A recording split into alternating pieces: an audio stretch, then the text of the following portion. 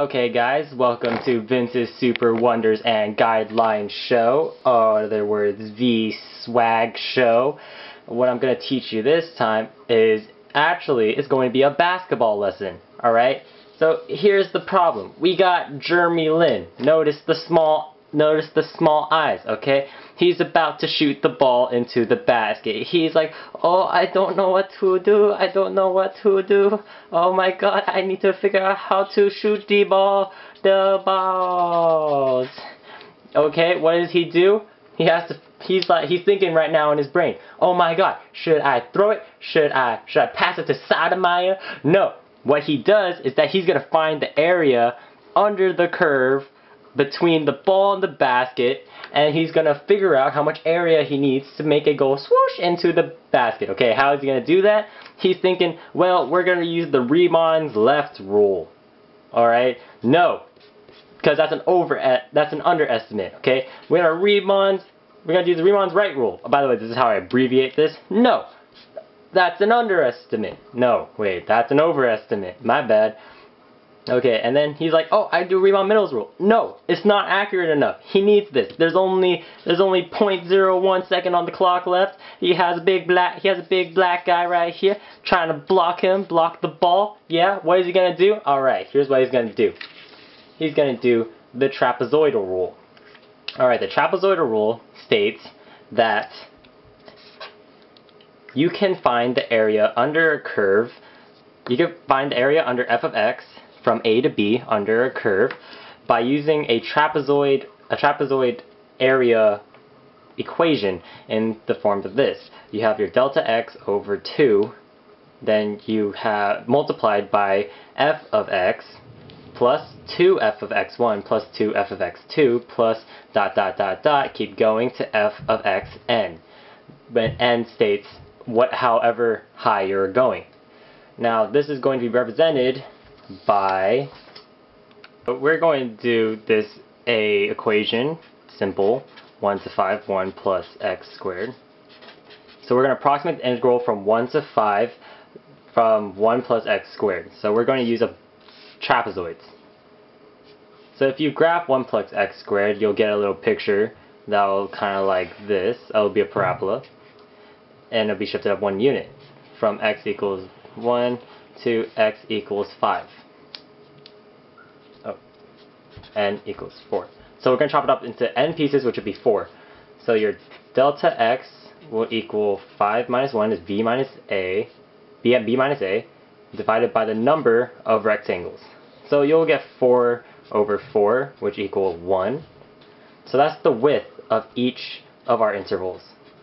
Again, we trapped our intervals from 1 to 5 for 1, 2, 3, 4 pieces. Oop, that's 4 pieces. So each width would be a width of 1, so it would be 2, 3, and 4, which would be our points. And it says that now we're going to use the trapezoids to find this area to approximate the area underneath the curve using these trapezoids. Terrible picture, by the way. So according to this formula here, what it says is we know that delta x equals 1 in this case. So our formula says that we'll take delta x over n. Oh, delta x over 2, my bad.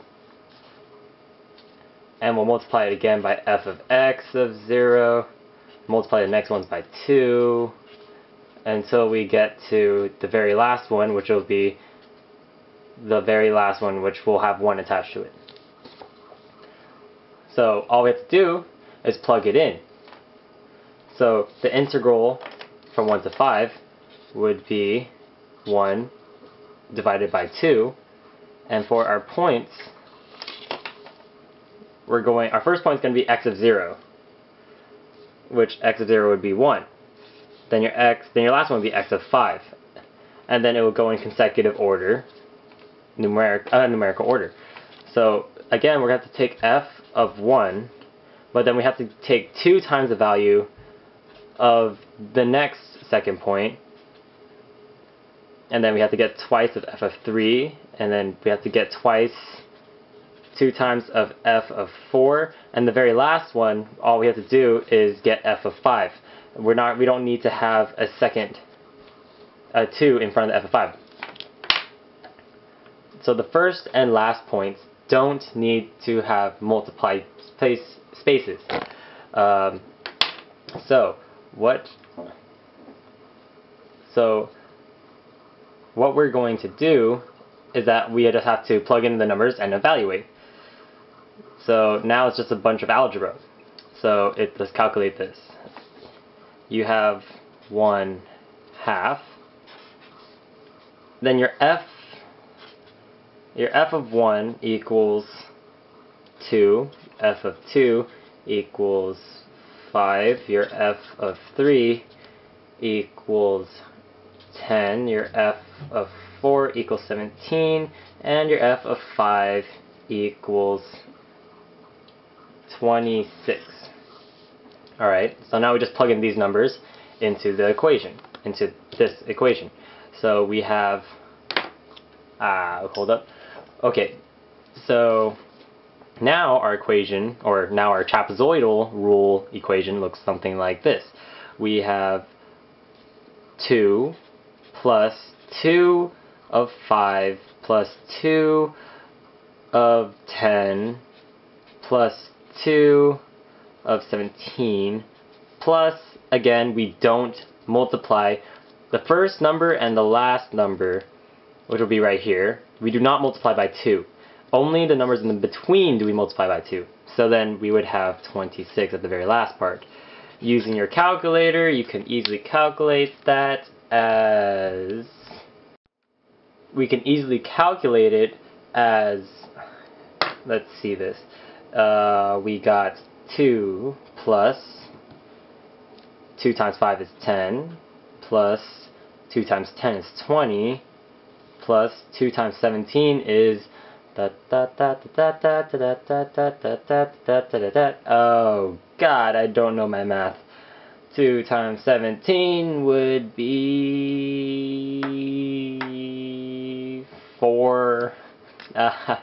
This is embarrassing.